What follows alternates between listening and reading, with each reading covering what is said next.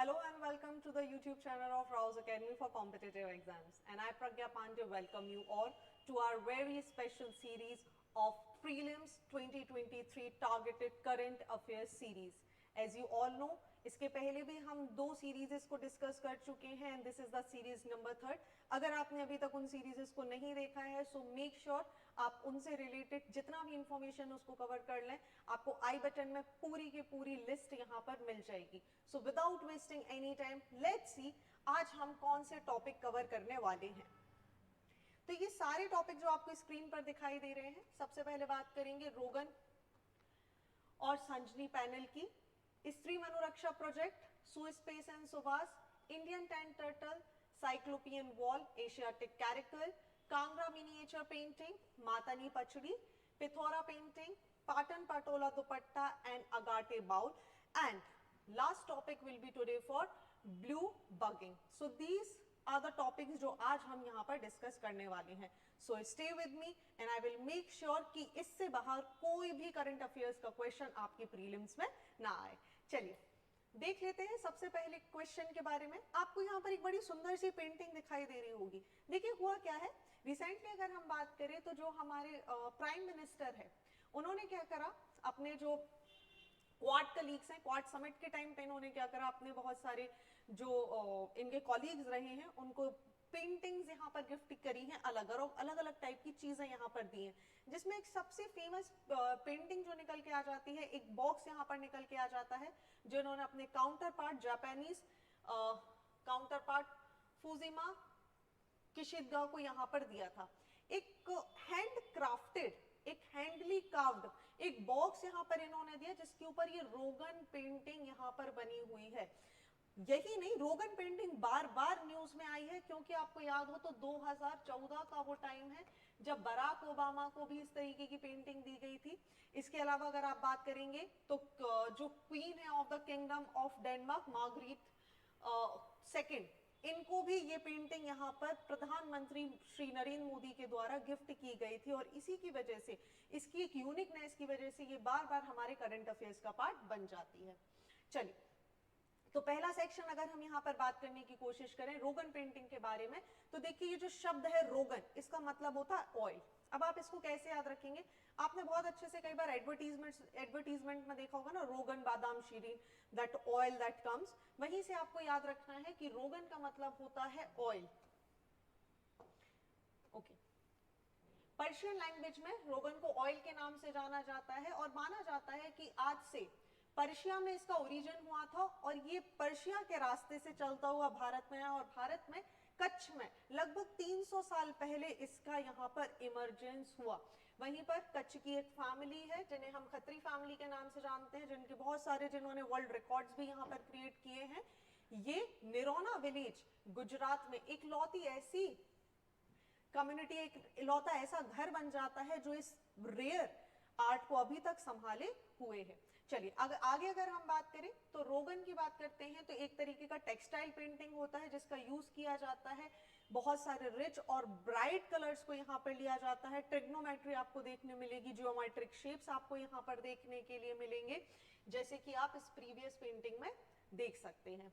ठीक है, अब यहाँ पर आपको एक ये निडल दिखाई दे रही होगी और ये कुछ कलर जैसा कुछ दिखाई दे रहा होगा. सो लेट्स अंडरस्टैंड ये आखिर है क्या.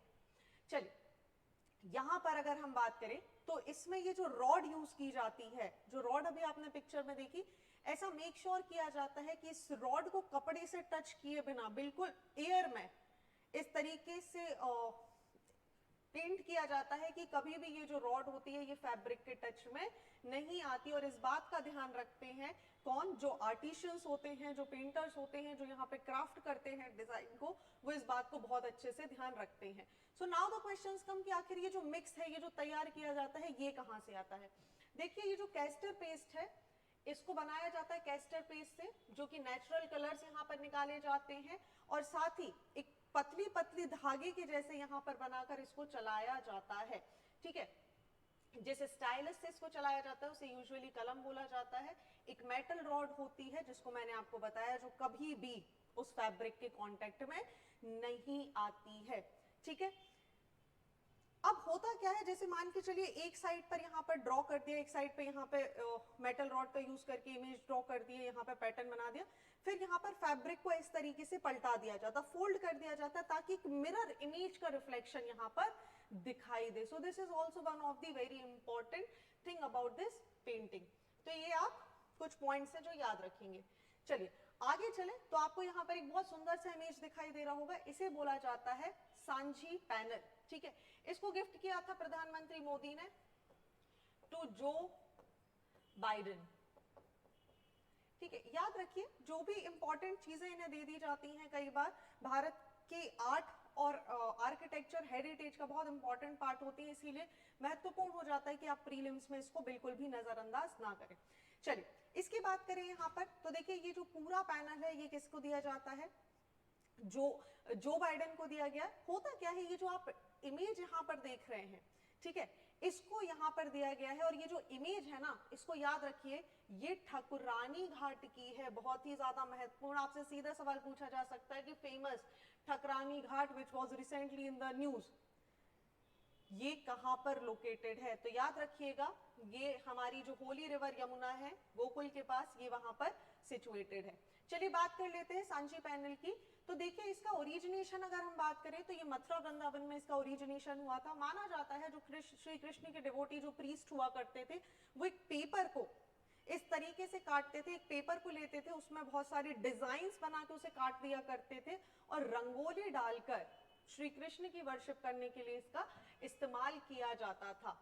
अब होता क्या है, देखिए मैंने आपको बता दिया, एक पेपर लिया जाएगा और स्टेंसिल्स उस पर बनाए जाएंगे, सिजर की मदद से उसे कट किया जाता था, फिर उसे बिछाएंगे और उसके ऊपर क्या करते थे, उसमें कलर भरे जाते थे. फॉर एग्जाम्पल मान के चलिए ये एक पेपर है, अब यहाँ पर क्या किया जाना है, कोई डिजाइन बनाई जानी है, तो पेपर पे इस तरीके से एक कटिंग कर ली जाएगी पेड़ की, है ना.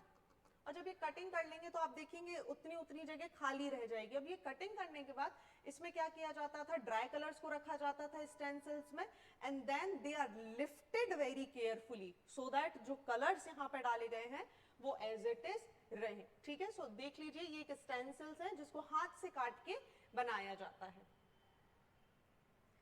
चलिए आगे आते हैं नेक्स्ट न्यूज की तरफ जहां पे बात की जा रही है मनुरक्षा प्रोजेक्ट की. देखिए मनुरक्षा प्रोजेक्ट का संबंध किससे है, रिसेंटली जो हमारा 8 मार्च को इंटरनेशनल वुमेन्स डे सेलिब्रेट किया गया था, वहां पर जो union minister for women's and child development है इन्होंने लॉन्च किया. आप देख सकते हैं यूनियन मिनिस्टर आपको यहाँ पे दिखाई दे रही है.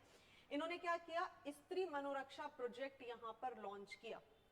लॉन्च करने वाला कौन था जी, अगर हम लॉन्च करने वाले की बात करें तो आपको national institute of mental health and neuro sciences Bangalore with the support and function from the ministry of women and child development की सहायता से इसे यहाँ पर लॉन्च किया जाएगा. इस पूरे प्रोजेक्ट के अगर हम एम की बात करें तो इनने एम किया था कि जो महिलाएं हैं उनकी साइकोलॉजिकल या उनकी मेंटल हेल्थ को ध्यान में रखना, उसका समय समय पर असेसमेंट करना, किसके through the staff and counsellors of all one stop centre, जितने भी वन स्टॉप सेंटर्स बनाए गए हैं, ठीक है, अक्रॉस द कंट्री, यहाँ पे क्या करना, महिलाओं की मदद करना, उनके खिलाफ होने वाले वायलेंस को ध्यान में रखना, उसको ध्यान में रखते हुए इनकी जो साइकोलॉजिकल हेल्थ है, जो मेंटल हेल्थ है, उसके लिए कार्य करने के लिए यहाँ पर लॉन्च किया गया है क्या, स्त्री मनोरक्षा प्रोजेक्ट. ओके, चलिए आगे बढ़ते हैं नेक्स्ट न्यूज की तरफ और बात की जा रही है, देखिए आपको सुपेस, ये एक बड़ा प्यारा सा रोबोट देखने के लिए मिलेगा जो हमारे चीफ जस्टिस ऑफ इंडिया रहे हैं जस्टिस बोबड़े, उन्होंने क्या किया था, यहाँ पर इस आर्टिफिशियल इंटेलिजेंस रोबोट को लेकर आया था. So let's understand what is this SUPACE is all about. चलिए सुपेस की बात करें तो सबसे पहले आपको इसका फुल फॉर्म पता होना चाहिए. सुपेस स्टैंड करता है supreme court portal for assistance in courts efficiency. अब ध्यान से समझ लीजिए ये काम क्या करेगा, ये यहाँ पर आने वाला है एक कंपोजिट एआई असिस्टेड टूल है जिसका यूज किया जाने वाला है एफिशिएंसी ऑफ लीगल रिसर्चेस के लिए. जजेस इसका इस्तेमाल कर सकते हैं. ये क्या करेगा, बहुत सारी इंफॉर्मेशन हैं, बहुत सारे पेपर होते हैं, ये उनको रीड करेगा, उसका डेटा इसमें इंसर्ट कराया जाएगा and what it will do, ये जितनी भी रिलेवेंट इंफॉर्मेशन है उन्हें निकालेगा, उनको ड्राफ्ट आउट करेगा, किसी भी केस के डॉक्यूमेंट को फाइंड आउट करेगा और उसका एक एप्रोप्रिएट डिसीजन या एक एप्रोप्रिएट सजेशन दे सकता है। आई एम नॉट सेइंग कि ये एक डिसीजन मेकिंग बॉडी की तरह काम करेगा, but it can give the advice, ये एक अप्रोप्रिएट सजेशन यहाँ पर दे सकता है। ये रिलेवेंट इंफॉर्मेशन को निकालेगा और साथ ही जितने भी लॉ मेकर्स और जजेस हैं उन तक ये इसको पहुंचाएगा। हालांकि इसका किसी भी तरीके से इस्तेमाल डिसीजन मेकिंग बॉडी या इंस्टीट्यूशन के रूप में नहीं किया जाने वाला है, बट इसका सिर्फ एक ही पर्पस है कि ये जितने भी फैक्ट्स हैं उनको बहुत आसानी से निकाल सके, जजेस तक पहुंचा सके, सो दैट जजेस को जो भी डिसीजन है उन्हें लेने में बहुत ज्यादा आसानी हो। चलिए आगे अगर हम बात करें तो इनिशियली दिल्ली और बॉम्बे हाई कोर्ट में इसे निकाला गया था to deal with the criminal matters, लेकिन इसके बाद अब इसका इस्तेमाल हर कोर्ट में किया जाने लगा है, सारे हाई कोर्ट्स में आप इसका इस्तेमाल होते हुए देख लेंगे। सिग्निफिकेंस की बात करें तो देखिए ये क्या करेगा, ये किस तरीके का रिजल्ट प्रोड्यूस करता है, कस्टमाइज रिजल्ट होता है जिसकी जरूरत केस में नए नए जजमेंट देने में पड़ सकती है, और जजेस इसकी सहायता से, इसकी हेल्प लेके, इसके डिसीजन या इसके ड्राफ्ट की हेल्प लेके अपने डिसीजन देने में यहाँ पर इसकी सहायता ले सकते हैं। यहीं पर ये आपको देखने मिलेगा कि ये टाइम सेविंग के तरीके से भी काम करेगा। क्यों? क्योंकि इतने सारे पेपर होते हैं, जजेस के पास इतने सारे पेंडिंग केसेस होते हैं, and they don't have enough time to go through each and every single page. What will happen, जो हमारी जुडिशियरी के ऊपर बर्डन है वो हमें यहाँ पर कम होता हुआ नजर आएगा। ठीक है, चलिए आगे बढ़ते हैं। इसी के साथ एक और कॉन्सेप्ट है जो आप याद रखेंगे, that is SUVAS, which stand for supreme court विधि का अनुवाद सॉफ्टवेयर। ठीक है, चलिए ये एक मशीन असिस्टेड ट्रांसलेशन टूल है जिसको जो ट्रेन किया जा रहा है बाय द आर्टिफिशियल इंटेलिजेंसी। होगा क्या, इस टूल को डिजाइन किया गया है for judicial domain and at present has the capacity and capability of the translating English judicial documents, order or judgment into 9 vernacular language scripts and vice versa। कोई भी जो लैंग्वेज है, कोई भी जो डिसीजन दिया जा रहा है, डिक्री दी जा रही है, ऑर्डर दिया जा रहा है, जजमेंट है, वो इंग्लिश में यूजुअली हाई कोर्ट्स और सुप्रीम कोर्ट्स में आप देखेंगे, लेकिन इनका रेफरेंस लेके जो बाकी के वकील होते हैं, बाकी के जो कोर्ट्स होते हैं, वो इनकी सहायता लेके अपनी वकालत यहाँ पे करते हैं। और इसी को ध्यान में रखते हुए एक बहुत अच्छा इजी वे यहाँ पे प्रोवाइड किया जा रहा है वायदा सुबास। होगा क्या, यहाँ पे जितने भी डॉक्यूमेंट्स हैं उन्हें रखा जाएगा, और ये टूल क्या करेगा, इसकी कैपेबिलिटी है कि ये 9 लैंग्वेजेस में इसे ट्रांसलेट कर सकता है। ठीक है, ये 9 लैंग्वेजेस आपको कौन सी मिलेंगी, देखिए Assamese, Bengali, Hindi, Kannada, Marathi, Oriya, Tamil, Telugu and Urdu, which will be further expanded to the other regional languages too. ठीक है, जितने भी आज की डेट में डिसीजन है, ऑर्डर आए हुए हैं, उन सबको यहाँ पे ट्रांसलेट किया जाएगा, so that judiciary as well as lawyers as well as जो नॉर्मल लोग हैं उनको ये जो डिसीजन होते हैं, ये जो ऑर्डर होते हैं, ये बहुत ही आसानी से समझ में आ सके। तो याद रखिएगा, सुवास और सुबेस दो चीजें हमने यहाँ पर पढ़ी हैं। मूविंग नेक्स्ट, देखिए ये इमेज बड़े ध्यान से देख लीजिए, I am moving bit aside. Indian tent turtle, ये जो इमेज आपको दिखाई दे रही है ये बनी हुई है भाई इंडियन टेंट टर्टल की। देखिए इनकी खासियत क्या है, आप इनकी पीठ देख लीजिए, ऐसे टेंट के जैसे दिखाई देती है, जैसे किसी ने एक टेंट डाल दिया हो, और इसी तरीके से जो इनका फेस होता है वो भी ऐसा उठा हुआ होता है, जिसकी वजह से इन्हें इंडियन टेंट टर्टल भी बोला जाता है। रिसेंटली हुआ क्या है, जो हमारे मिनिस्टर ऑफ एनवायरमेंट, फॉरेस्ट और क्लाइमेट चेंज है, इन्होंने इन्फॉर्म किया है राज्यसभा को कि there are no reports to indicate that the Indian tent turtle is on the verge of extension. जी क्यों ऐसी मुसीबत या नौबत आ गई कि इनको इस तरीके की इंफॉर्मेशन देने पड़ी? देखिए हुआ क्या, एक तरीके से एक न्यूज मार्केट में फ्लोट हो गई, न्यूज़पेपर ने इसको कवर करना चालू कर दिया कि जो नर्मदा नदी है या नर्मदा वैली के आसपास इलीगल माइनिंग के थ्रू, ठीक है, और इलीगल एक्टिविटीज के थ्रू जो इंडियन टेंट टर्टल है इसको क्या किया जाने वाला है, इसकी लाइफ को खतरा होने लगा है क्योंकि इसका हैबिटेट डिस्ट्रक्ट हो रहा है। लेकिन मिनिस्ट्री ने यहाँ पे रिसर्च करी और उन्होंने पाया इस तरीके की कोई भी कंडीशन नहीं है। हालांकि क्योंकि ये न्यूज में आ चुका था, राज्यसभा लोकसभा में इसके ऊपर बहुत ज्यादा विवाद हो चुका था, इसके ऊपर बहुत ज्यादा बहस हो चुकी थी, इसी वजह से ये हमारे लिए पढ़ना आवश्यक हो जाता है। तो चलिए समझ लेते हैं इंडियन टेंट टर्टल के बारे में। इनका सबसे पहले हमें साइंटिफिक नेम पता होना चाहिए एज यूजुअल, तो इनका साइंटिफिक नेम आपको देखने मिल जाएगा पैंगशुरा टेंटोरिया। ये इनका एक इंडियन टेंट टर्टल का साइंटिफिक नेम हमें देखने के लिए मिल जाता है। ये जियोमाइडिएट सोसाइटी या फैमिली को बिलोंग करते हैं, ये भी याद रखेंगे आप। आगे अगर हम बात करें तो ये कहां पर पाए जाते हैं, तो देखिए इनकी ज्योग्राफिकल रेंज को अगर हम ध्यान से समझने की कोशिश करें, पहली बात तो ये स्पीशी एंडेमिक है to India and the Bangladesh.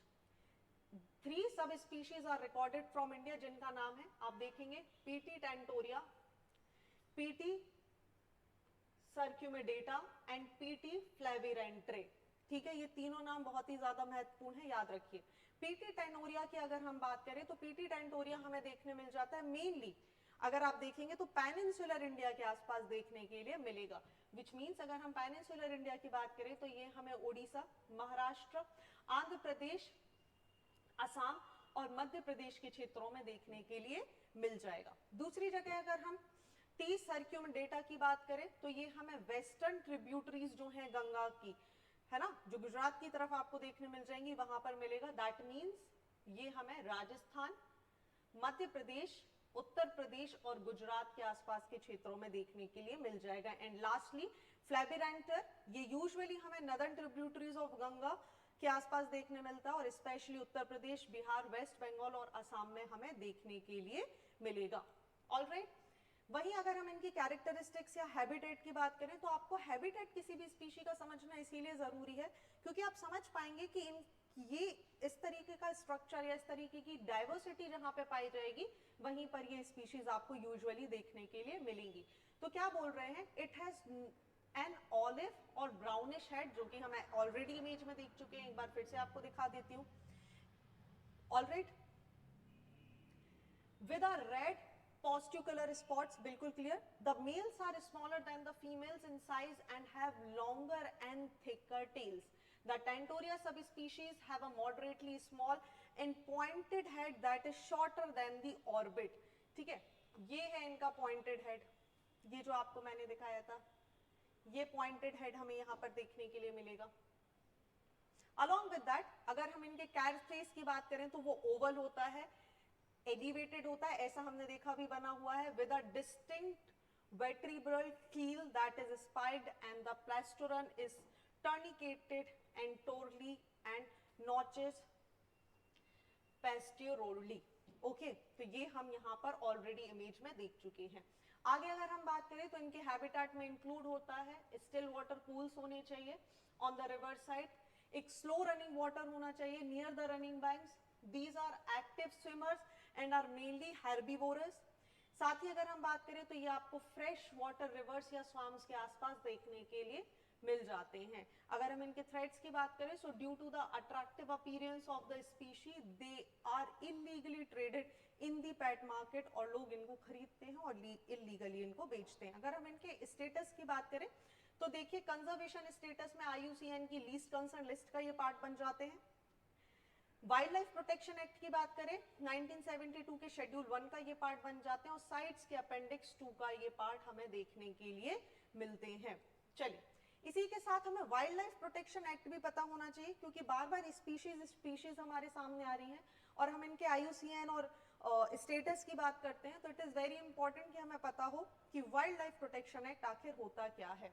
चलिए, वाइल्ड लाइफ प्रोटेक्शन एक्ट 1972 की हम बात करें तो ये बहुत सारे प्रोटेक्टेड एरियाज की बात करता है, बोलता है सेंचुरीज और नेशनल पार्क हमें बनाने की आवश्यकता है। ये प्रोवाइड करता है प्रोटेक्शन कंट्री के पूरे wild animals, bird, plant species, ये इंश्योर करने के लिए कि जो हमारा इकोलॉजिकल बैलेंस है वो बना रहे। अलॉन्ग विद दैट, ये जितनी भी लिस्टेड स्पीशीज होती हैं, एनिमल्स होती हैं, बर्ड्स होती हैं, प्लांट होती हैं, इनके एस्टेब्लिशमेंट के लिए एक इकोलॉजिकल नेटवर्क बनाने की बात करता है। और यहीं पर इसी को ध्यान में रखते हुए इसके अंदर हमें 6 शेड्यूल्स देखने के लिए मिल जाते हैं, जो कि 6 शेड्यूल बात करते हैं। फर्स्ट शेड्यूल बात करता है, ये डील करता है उन स्पीशीज के साथ जिनको नीड है रिगरस प्रोटेक्शन की, and therefore the harshest penalties, इतनी ज्यादा स्ट्रिक्ट पेनल्टी यहाँ पे लगाई जाती हैं अगर कोई भी लॉ को यहाँ पे वायलेट करता है, इनको हंट करता है, ऐसी स्पीशीज के लिए जो कि शेड्यूल 1 का पार्ट होती हैं। शेड्यूल 2 की बात करें तो यहाँ पर उन एनिमल्स को रखा गया है जो कि जिनको हाई प्रोटेक्शन की आवश्यकता है। ठीक है, they can not be hunted except under the threat to human life. जब तक ऐसी कंडीशन नहीं हो जाए कि ह्यूमन लाइफ को बिल्कुल बचाने की आवश्यकता हो जाए और उसकी वजह से इनका शिकार करना पड़े, तब तक शेड्यूल 2 में लिस्टेड किसी भी जानवर, प्लांट स्पीशीज, किसी भी चीज का यहाँ पे क्या नहीं किया जा सकता, इसको खराब, डिस्टर्ब या हंट नहीं किया जा सकता। शेड्यूल 3 और 4 की बात करें हम, तो ये उन स्पीशीज के लिए है जो कि एंडेंजर्ड की कैटेगरी में नहीं है, ठीक है, लेकिन इनको प्रोटेक्शन की आवश्यकता है और अगर इनसे रिलेटेड किसी भी टाइप का कोई हरकत की जाती है तो यहाँ पे पेनल्टीज भी लगाई जाएंगी। वहीं शेड्यूल 4 की बात करें हम, तो इसमें उन एनिमल्स को रखा गया है जिनको हंट किया जा सकता है। और शेड्यूल 6 की अगर हम बात करते हैं तो यहाँ पर plants that are forbidden from cultivation की कैटेगरी में रखा गया है। तो आपसे बहुत सीधा सवाल पूछा जा सकता है और पूछा भी गया है, वाइल्ड लाइफ प्रोटेक्शन एक्ट का शेड्यूल 6 किस से डील करता है? आपके सामने बहुत सारे ऑप्शन होंगे और आपको यहाँ पर आंसर देना होगा। ऑलराइट, चलिए आगे बढ़ते हैं। आपको ये वॉल दिखाई दे रही है, इस वॉल को बोला जाता है जी साइक्लोपियन वॉल। बिहार ने रिसेंटली क्या किया, एक प्रपोजल भेजा है यूनेस्को की भाई हमारे यहाँ ये जो 2500 साल पुरानी एक साइक्लोपियन वॉल है, इसको क्या करा जाए, यूनेस्को की प्रोटेक्शन लिस्ट का पार्ट बनाया जाए। पहला सवाल, इस पूरे आर्टिकल को समझने के पहले जो चीज आपको पता होना चाहिए, which is the what is cyclopean wall. चलिए देखिए साइक्लोपियन वॉल क्या होती है। आपको ये एक लंबी सी दीवार दिखाई दे रही है ना, यहां पर ये पत्थरों को एक दूसरे से जोड़कर बनाया गया है, ठीक है। यहाँ पे किसी भी तरीके के मोर्टार का ना के बराबर यूज आपको देखने के लिए मिलेगा, and which is a very distinctive features. इस तरीके की वॉल यूजुअली अगर हम बात करें तो हमें इटली के आसपास के क्षेत्रों में देखने के लिए मिलती थी ड्यूरिंग द रोमन एरा। ये जो वॉल है, ये जो भारत में पाई जा रही है, राजगढ़ से 40 किलोमीटर दूरी पर एक स्टोन की वॉल है। आप देखेंगे 23 मीटर लंबी और लगभग 40 किलोमीटर लंबी ये वॉल हमें यहाँ पर दिखाई देगी, जिसको बनाया गया था 3rd सेंचुरी के पहले, और इसका उल्लेख हमें हमारे बुद्धिस्ट स्क्रिप्चर में भी मिलता है। तो चलिए समझ लेते हैं अबाउट दिस वॉल। देखिए ये 40 किलोमीटर लंबी वॉल है, कहां पर देखने के लिए मिलेगी हमें, राजगीर बिहार में देखने के लिए मिलेगी। हालांकि इसको बनवाया गया था उस टाइम पर जब एंशिएंट सिटी जो राजगढ़ है इसको प्रोटेक्ट करना था, जो भी एक्सटर्नल एनिमीज थे, जो इन्वेडर्स यहाँ पर आ रहे थे, जो बार बार राजगृह को नुकसान पहुंचा रहे थे, उससे बचाने के लिए इस वॉल को यहाँ पर बनाया गया था। माना जाता है कि ये जो वॉल बनाई गई थी ये प्री मौर्यन एरा में बनाई गई थी, मतलब 3rd सेंचुरी बीसी के भी पहले की बनाई गई है। बहुत बड़े बड़े भारी स्टोन्स को लेकर आप इमेजिन करिए 40 किलोमीटर लंबी वॉल यहाँ पर एनसर्कल्ड करती हुई बनाई गई है राजगृह सिटी को।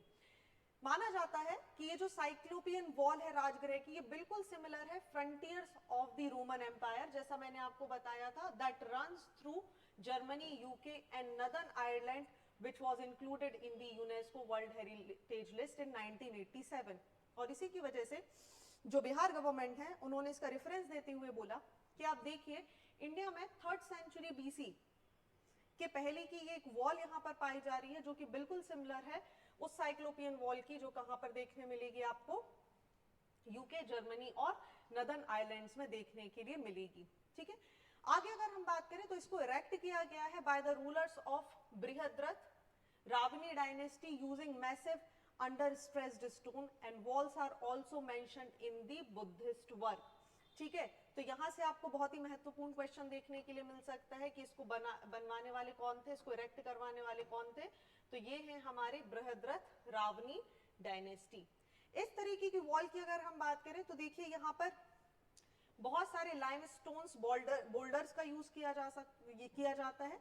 इनको एक साथ इस तरीके से जोड़ा जाता है कि कहीं से भी ये टूट के बिखर ना पाए। हालांकि यहाँ पर मिनिमम क्लियरेंस रखा जाता है दो जॉइंट्स के बीच में और ना के बराबर मोर्टार का यूज किया जाता है। वापस समझ लीजिए, कुछ इस तरीके से पत्थरों को सेटल किया जाता है कि वो एक दूसरे में ऐसे फंसे हुए दिखाई दे, ना के बराबर स्पेस रहे ताकि ये आसानी से टूट ना पाए, और ना के बराबर मोर्टार का इसमें यूज किया जाता है। और आप सोचिए 3rd सेंचुरी बीसी के पहले बनी हुई एक वॉल आज की डेट में, जबकि सीमेंट और सारी चीज लगा के जो वॉल्स बनाई जाती हैं उनसे भी ज्यादा मजबूती से खड़ी हुई है। इस तरीके की वॉल्स बनाने के हालांकि जो टेक्निक थी ये यूजुअली बनाई जाती थी, अगर आप देखेंगे डैम्स बिल्डिंग में या जो पानी के अंदर बिल्डिंग्स खड़ी करने में बनाया जाता है, इनका इस्तेमाल बहुत ज्यादा होता था। हालांकि आज की डेट में टेक्निक चेंज हो चुकी है, बहुत सारे सब्सटेंसेस या मटेरियल का यूज यहाँ पे इन पत्थरों को जोड़ने के लिए किया जाता है। अब देखिए अगर हम बिहार की बात करें, क्योंकि बिहार न्यूज में है, बिहार ने प्रपोजल भी दे दिया है, तो बिहार में ऑलरेडी कितनी यूनेस्को वर्ल्ड हेरिटेज साइट है ये भी आपको पता होना चाहिए। तो आज की डेट में अगर हम बात करें तो बिहार में हमें 2 वर्ल्ड हेरिटेज साइट देखने मिल जाएंगी यूनेस्को की। सबसे पहले और सबसे इंपॉर्टेंट जी नालंदा विश्वविद्यालय। चलिए आप मुझे कमेंट सेक्शन में बताइए कि नालंदा विश्वविद्यालय किसने बनवाया था।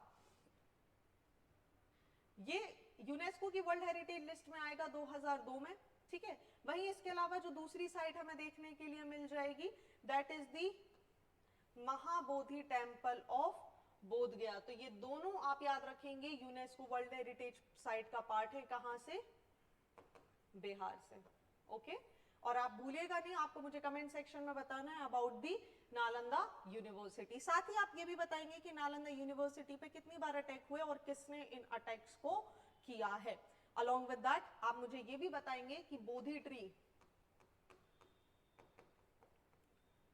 को कितनी बार काटा गया है और इस काटने वाले व्यक्तियों के नाम भी आप कमेंट सेक्शन में मेंशन करेंगे। आगे बढ़ते हैं। अगेन एक और न्यूज हमारे सामने है एशियाटिक कैरिकल के बारे में। देखिए जैसे ही चीतास को इंडिया में रिटर्न किया गया, रिसर्चर्स ने फाइंड आउट किया कि ये जो एशियाटिक कैरिकल है, ठीक है, इनको भी हमें क्या करने की आवश्यकता है, इनको भी एक सुटेबल एरिया प्रोवाइड करने की आवश्यकता है, जिसकी वजह से ये न्यूज में थे। क्यों? क्योंकि आप देखेंगे तो ये थोड़ा सा एक्सटिंक्ट कैटेगरी में हमें देखने के लिए मिल जाएंगे। चलिए बात करें एशियाटिक कैरिकल के बारे में, तो ये स्ट्रगल कर रहे हैं अपने सर्वाइवल के लिए, ठीक है। जैसे आप चीतास की बात कर लीजिए, ठीक है, या फिर आप एशियाटिक कैरिकल की बात कर लीजिए। अगर आप पास्ट को देखेंगे जो रिसर्चर्स ने आइडेंटिफाई किया, अगर आप प्रीवियस चले जाए तो जहां जहां आपको चीतास का डिस्ट्रीब्यूशन देखने के लिए मिला है, इन अ सिमिलर मैनर आप पाएंगे कि ये कैरिकल्स भी वहां पे पाए जाते थे। लेकिन हैबिटेट डिस्ट्रक्शन की वजह से, इलीगल पोचिंग की वजह से इनका हैबिटेट पूरी तरीके से खत्म हो गया है। आज की डेट में बात करें तो भाई हम ध्यान नहीं दे रहे हैं, लेकिन ये एक्सटेंट होने की वर्ज पर आ चुके हैं, इसीलिए इनको कंजर्व करने का बहुत ज्यादा महत्वपूर्ण हो जाता है। और बात की गई, रिसर्चर्स ने पाया कि जो चीतास के लिए कंजर्वेशन के लिए जो हैबिटेट की आवश्यकता है, जिस तरीके की जलवायु की आवश्यकता है, जिस तरीके की सॉइल की आवश्यकता है, वेजिटेशन की आवश्यकता है, बिल्कुल ही वैसी लगभग मिलती जुलती इन एशियाटिक कैरिकल्स के लिए भी आवश्यक है। तो चलिए समझ लेते हैं एशियाटिक कैरिकल के बारे में। अगर हम इनके साइंटिफिक नेम की बात करें तो कैरिकल स्मिथसी इनका नाम है। ये मीडियम साइज के होते हैं। वहीं अगर आप देखेंगे तो कैट स्पीशीज जैसे ये आपको नजर आएंगे, वाइडली रिपोर्ट किया गया है कि ये आज की डेट में एक्सटिंक्ट हो चुके हैं। हालांकि इनका कोई हिंदी या उर्दू नेम नहीं है, लेकिन ये इंडिया में अपने पर्शियन नेम से ही जाने जाते हैं, जिनका नाम है सियागोश या ब्लैक ईयर्स भी इन्हें बोला जाता है, ठीक है। याद रखिएगा ये दोनों नाम, सियागोश या फिर ब्लैक ईयर इनका नाम है। क्यों है ब्लैक ईयर? देखिए इस वजह से इनका नाम ब्लैक ईयर है, ठीक है, इसीलिए इनको ब्लैक ईयर का नाम दिया गया है। क्लियर? आगे आते हैं।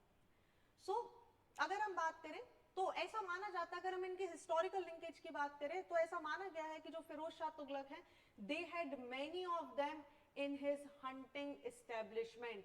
वहीं अगर हम बात करें मुगल कोर्ट में अबुल फजल के जो रिकॉर्ड्स मिले, इनसे पता चलता है कि जो ग्रेट अकबर हुआ करते थे वो बहुत ही ज्यादा फाउंड थे of using this plucky little animal for hunting purposes, ठीक है। तो देखिए इनकी हिस्ट्री कहीं ना कहीं मेडिवल इंडिया से भी जाके कनेक्ट हो जाती है।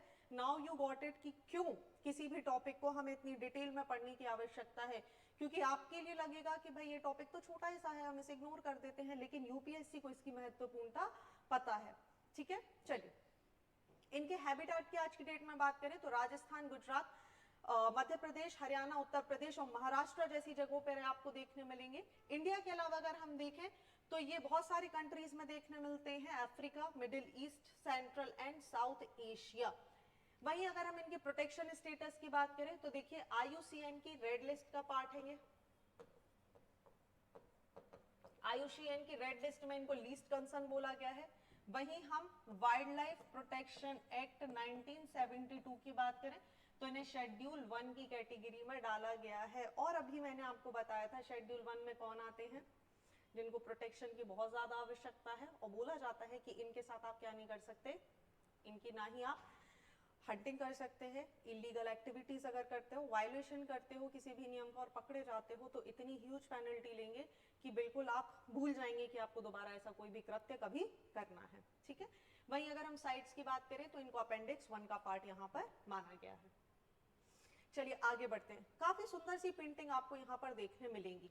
वापस से हम पेंटिंग्स के बारे में डिस्कस करने वाले हैं। क्योंकि समझ लीजिए अगाटे बाउल, पिथौरा पेंटिंग या जैसे आपको कांगड़ा मिनिएचर पेंटिंग यहाँ पर दिखाई दे रही है, प्राइम मिनिस्टर नरेंद्र मोदी ने फिर से क्या किया है, G20 जो इनके लीडर्स हैं इनको बहुत सारे इंडिया के रिच हेरिटेज को यहाँ पर गिफ्ट किया है। अब आप सोचेंगे इस तरीके की एक्टिविटीज हमारे देश के प्राइम मिनिस्टर या दूसरे देश के प्रेसिडेंट आखिर करते क्यों हैं, ये ऐसी चीजें एक दूसरे को गिफ्ट आखिर देते क्यों हैं? देखिए कारण है, आप हेरिटेज या कल्चर की बात करेंगे तो India was one of the richest, है ना, इन दी हेरिटेज, और उसे लोगों तक आप कैसे पहुंचाओगे?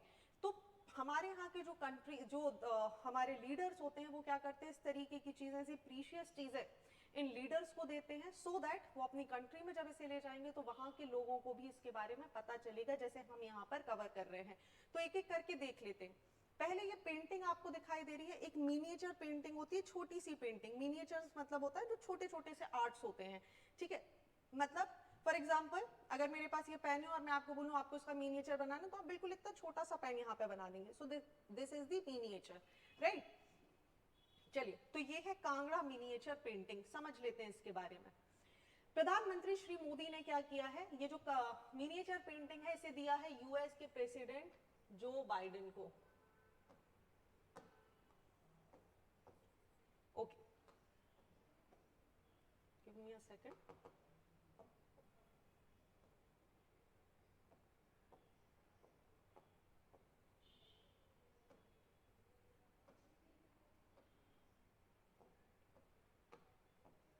चलिए, जो बाइडेन को यहाँ पर इन्होंने ये पेंटिंग दी है। अगर हम इन पेंटिंग की बात करें तो यहाँ पे श्रृंगार रस, यानी आपको पता है अलग अलग प्रकार के रस होते हैं, उसमें से एक रस है श्रृंगार रस, मतलब जहाँ पे लव को डिपिक्ट किया जाता है, एक नेचुरल बैकड्रॉप लिया जाता है और उस पर इसको बनाया जाता है। यूजुअली अगर हम इस पर बात करें तो सबसे ज्यादा राधा कृष्ण की मिनिएचर पेंटिंग्स यहाँ पर बनाए जाते हैं। अगर हम इन पेंटिंग्स की बात करें तो पेंटर्स यूजुअली आपको देखने मिलेंगे हिमाचल प्रदेश के आसपास इस तरीके की पेंटिंग बहुत ही ज्यादा महत्वपूर्ण और बहुत ही ज्यादा फेमस है। अभी उसका कुछ कारण है जो कि हम अगली स्लाइड में देखेंगे। देखिए, अगर हम इसके ओरिजिनेशन की बात करें तो ये गुलेर करके एक हिल स्टेट हुआ करता था 18वीं शताब्दी की शुरुआत में। यहाँ पे जो कश्मीरी पेंटर्स हुआ करते थे वो इसमें ट्रेन हुआ करते थे और वो इसका यहाँ पर इस्तेमाल करेंगे। ये एक मुगल स्टाइल की पेंटिंग जो कि मैं यहाँ पर देखने मिलेगा, क्योंकि यहाँ पे जो लोग हुआ करते थे जिन्होंने इस पेंटिंग को यहाँ पे 18th सेंचुरी में करना चालू किया था, ये रेस्क्यू लेंगे और ये जाके बसेंगे कहाँ पर, court of Raja Dalip Singh of Guler, और उसी के बाद ये जो पेंटिंग है ये हमें यहाँ पर आती हुई नजर आएगी। आज की डेट में अगर हम बात करें तो इनको जो मास्टर इनके पेंटर्स है वो हमें हिमाचल प्रदेश में ही देखने मिलेंगे। ये नेचुरल कलर्स का यूज करते हैं, जैसे टेसू के फूलों को ले लिया जाएगा ऑरेंज कलर के लिए, हल्दी को ले लिया जाएगा पीले रंग के लिए, इसी तरीके से बाकी कलर्स का भी यूज किया जाता है।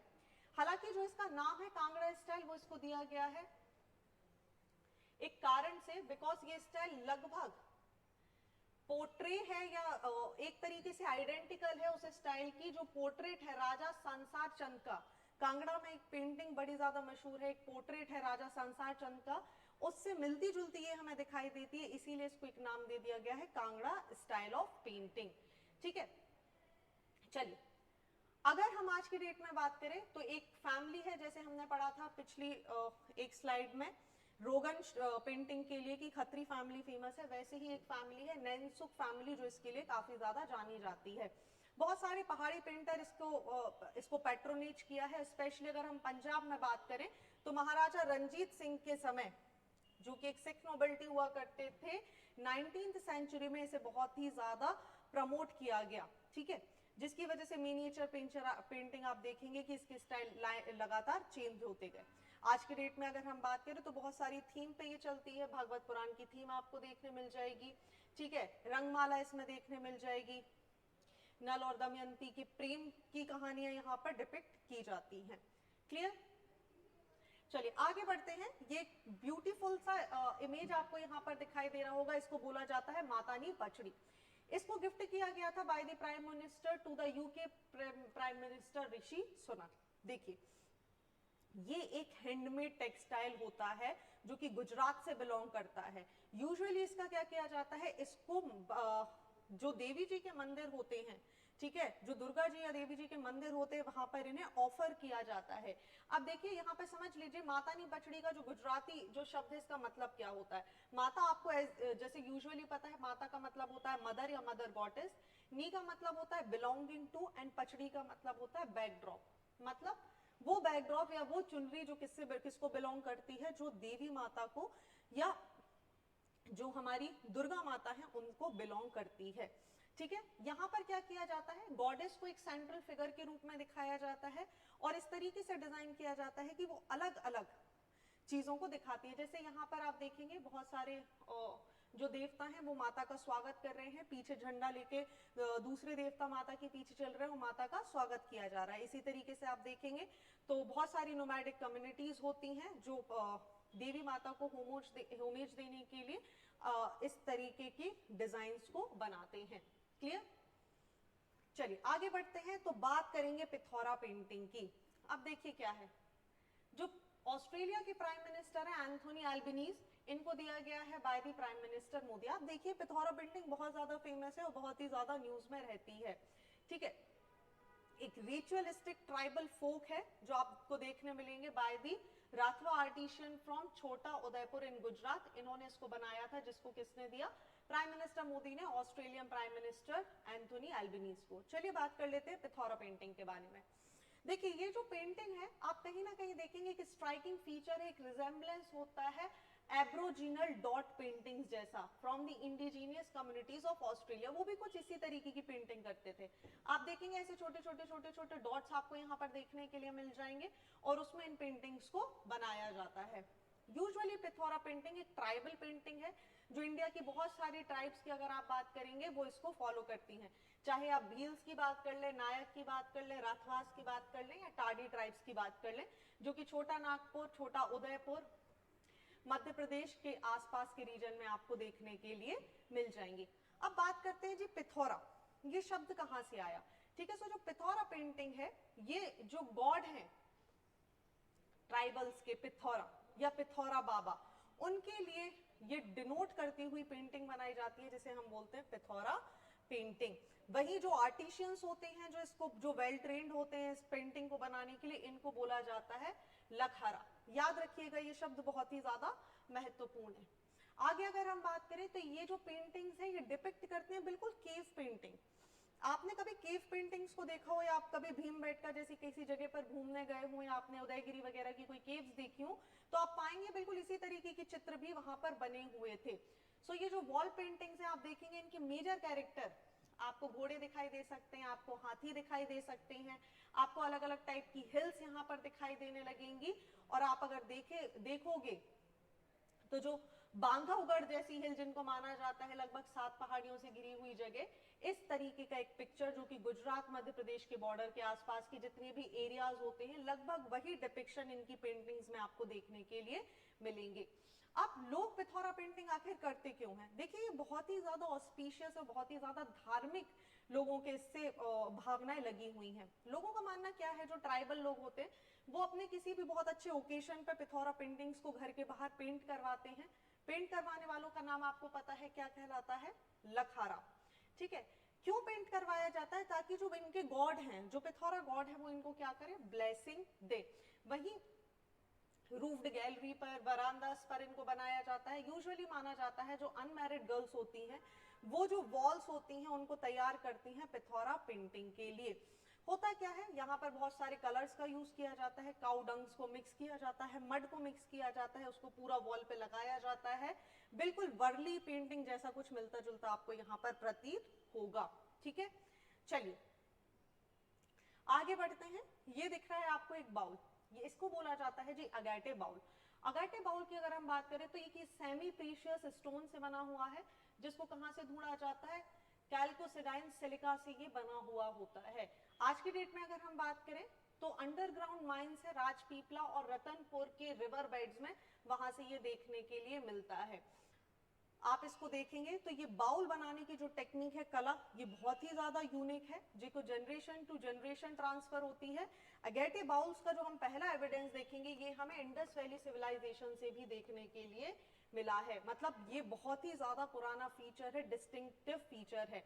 आज की डेट में अगर हम बात करें तो खंबात के इलाके में जो आर्टिशियंस रहते हैं केवल वही इस आर्ट के बारे में जानते हैं। ठीक है, चलिए हाँ, इसकी एक खासियत और है जिसको हीलिंग या मेडिसिनल प्रॉपर्टी के लिए भी जाना जाता है। माना जाता है इसका जो साउंड है, इसमें अगर किसी मेडिसिन को घोल के अगर उसे पिलाया जाता है या उसे लगाया जाता है तो उसकी जो मेडिसिनल प्रॉपर्टीज हैं वो बहुत ही ज्यादा बढ़ जाती हैं। इसी वजह से ये न्यूज में था, ये भी आप याद रखेंगे। मूविंग नेक्स्ट, तो हमें दिखाई देगा पाटन पटोला दुपट्टा।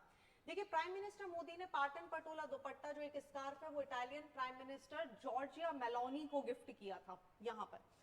अब अगर आप इसकी बात करेंगे तो ये कुछ इस तरीके से दिखता है, एक दुपट्टा है जिसपे आपको इस तरीके के आर्ट यहाँ पर देखने मिलेंगे, फिर कुछ लाइंस बनी हुई है जिसपे आपको ऐसे ड्राइंग्स देखने के लिए मिलेंगी। ठीक है, तो ऐसे ऐसे स्ट्राइकर फीचर देखने मिलेंगे। अगर हम बात करें तो एक विभिन्न टेक्सटाइल आर्ट है ये, जिसको सालवी फैमिली है, Patan area of northern Gujarat, वहां पर इसको किया जाता है। पटोला जो टर्म है इसको डराइव किया गया है संस्कृत के वर्ड से पट्टू, जिसका मतलब होता है एक सिल्क का फैब्रिक। तो सिल्क के फैब्रिक पे यहाँ पे कुछ डिजाइन बनाई जाती हैं जिसके नाम से आपको देखने मिलेगा पाटन पटोला।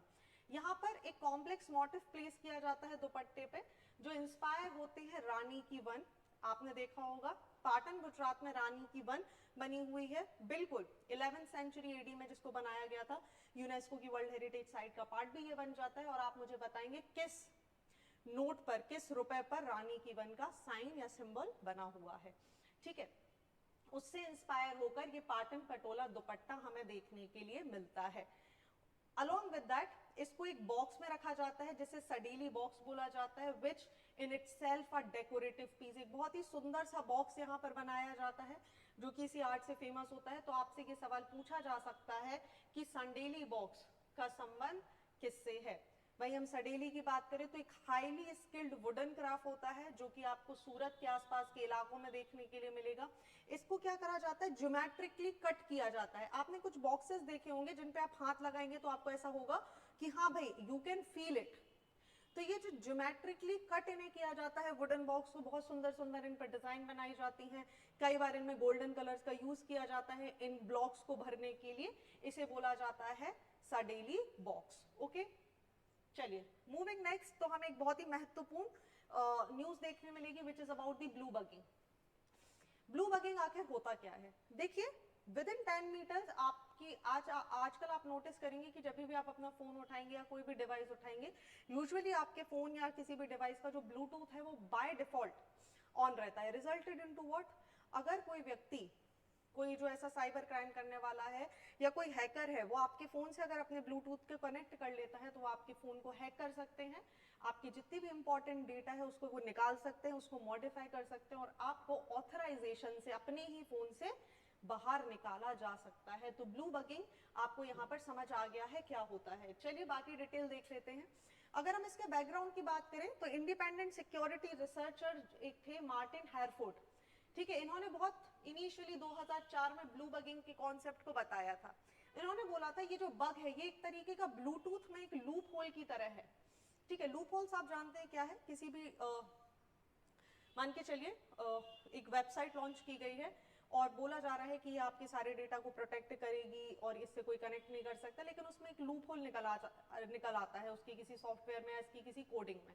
ठीक है, बिल्कुल उसी तरीके से इन्होंने बोला कि यहाँ पर हुआ क्या, ये ब्लूटूथ प्रोटोकॉल में एक बहुत बड़े लूप होल की तरह काम करता है। क्यों? क्योंकि इनेबल कर देता है एक अटैकर को या एक हैकर को कि वो आपकी पूरी फोन बुक को डाउनलोड कर सकता है, आपके पूरे कॉल्स को रिकॉर्ड कर सकता है और आपकी पूरी प्राइवेसी को अटैक कर सकता है। एग्जाम्पल के थ्रू समझिए, जो आप एयरपोर्ट्स लगाते हैं या जो आप ब्लूटूथ डिवाइसेस कानों में लगाते हैं अपने, अगर वो ऑन रहती हैं बाय डिफॉल्ट, है ना, होता क्या है कि वो आपकी सारी बातें वहां पर रिकॉर्ड की जा सकती हैं and hacker can somehow reach to them TWS channel के थ्रू और उसको हैक करके आपकी प्राइवेसी का हनन किया जा सकता है। तो अगर हम इसकी ब्लू बगिंग की बात करें तो ये हैकिंग का एक तरीके से प्रकार होता है जहां पर डिवाइसेस को ब्लूटूथ कनेक्शन के थ्रू क्या किया जा सकता है, डिस्कवरेबल ब्लूटूथ कनेक्शन के थ्रू हैक किया जा सकता है। हैकर यहाँ पर क्या कर सकते हैं, एक अनऑथराइज एक्सेस ले लेते हैं, फिर आपकी जितनी भी एप्स है फोन में उनको कंट्रोल कर सकते हैं या अपनी विश के हिसाब से कोई भी नई ऐप वहां पर डाल सकते हैं और इसी को क्या बोला जाता है, ब्लू बगिंग। फिर कोई भी ब्लूटूथ डिवाइस जो कि ट्रू वायरलेस स्टीरियो डिवाइस होती हैं या ईयरबड्स आपके होते हैं, ये सबसे ज्यादा ससेप्टेबल माने गए हैं ब्लू बगिंग के लिए, है ना। तो अगर एक बार आपकी डिवाइस यहाँ पे ब्लू बग्ड हो गई या हैकर ने आपकी पूरी चीजें यहाँ से निकाल ली, फिर क्या होगा, आपका जो स्मार्टफोन है, चाहे आप बात कर लीजिए सबसे सिक्योरेस्ट फोन जिन्हें माना जाता है आईफोन्स, वो भी इसकी रडार से बचे नहीं हुए हैं। क्लियर? तो बचने के लिए क्या किया जाए, सबसे पहले तो अपने फोन के, अपनी किसी भी डिवाइस के ब्लूटूथ को बंद रखिए। पब्लिक जो नेटवर्क्स होते हैं या पब्लिक वाईफाई होते हैं उसका कम से कम इस्तेमाल करिए। जो भी VPN या एडिशनल सिक्योरिटीज होती हैं उनको यूज करिए और समय समय पर अपनी जो डिवाइसेस है उनके लेटेस्ट वर्जन को यहाँ पर अपडेट करते रहिए। सो होगा क्या, आपके फोन इससे प्रोटेक्ट रहेंगे। तो ये थी आज की सारी न्यूज। आई होप ये आपके बहुत काम की रही होंगी। मेक श्योर कि आप इसको बहुत अच्छे से पढ़ें, साथ ही साथ नोट्स प्रिपेयर करते चले क्योंकि एग्जामिनेशन ज्यादा दूर नहीं है। सो सी यू सून, आपसे मिलूंगी अगली सीरीज में। Till then, thank you, good night and bye bye.